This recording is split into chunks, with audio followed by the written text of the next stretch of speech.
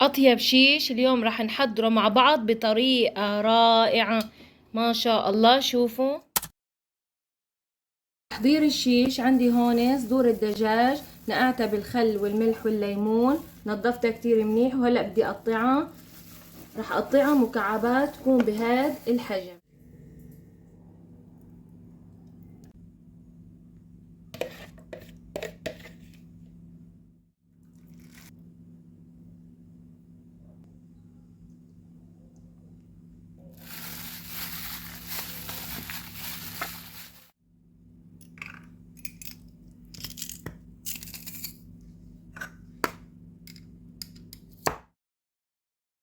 للأرز ضفت 4 حبات من الحبهان وعود من القرفة وورق الغار و3 عيدان من القرنفل. هلا بقليهم هيك ب3 ملاعق زيت نباتي. لكل كوب أرز ملعقة بهي ملعقة الخشب. تمام. بقلل البهارات فيهم.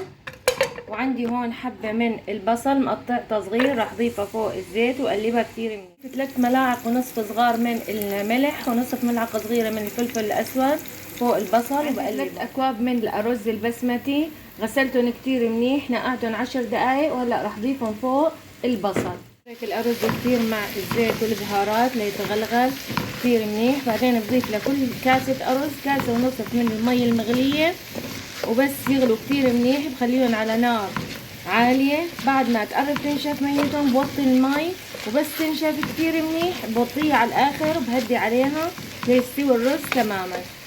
عندي ربع ملعقة صغيرة من ملون الطعام راح ضيف عليها ملعقتين من المي وضيفها على طرف من الأرز. ما شاء الله قربت المي تنشف. هلا بضيف ملون الطعام على طرف وبهدي عليه. هلا عيدان الشيش انا نقعتها بمي هيك لمدة ربع ساعة عشان ما تحترق.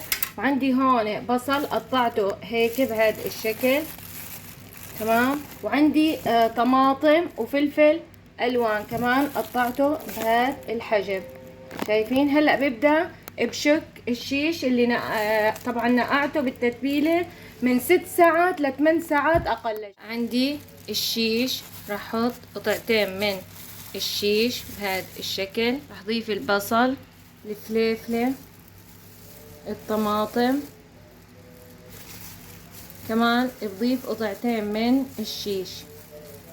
هيك بصير شكله. فيكن تضيفوا هون كمان قطعة من البصل. هذا الشكل بعد ما شكيتهم. هلا بكون الفرن محمى طبعا مسبقا على اعلى درجة حرارة وبدهن وشهم قليل من الزبدة بالفرشاة هيك بهذا الشكل. راح ادهن وشهم بالزبدة ودخلهم على الفرن مشغل من تحت مثل ما حكينا. وبنتبه كتير منيح بقلبهم على الجنب الثاني بعد ربع ساعة. أطيب صينية شيش صارت جاهزة معنا مع الأرز ما شاء الله. وهي سلطة الجرجير شوفوا ما شاء الله. وهلا صار وقت التقديم.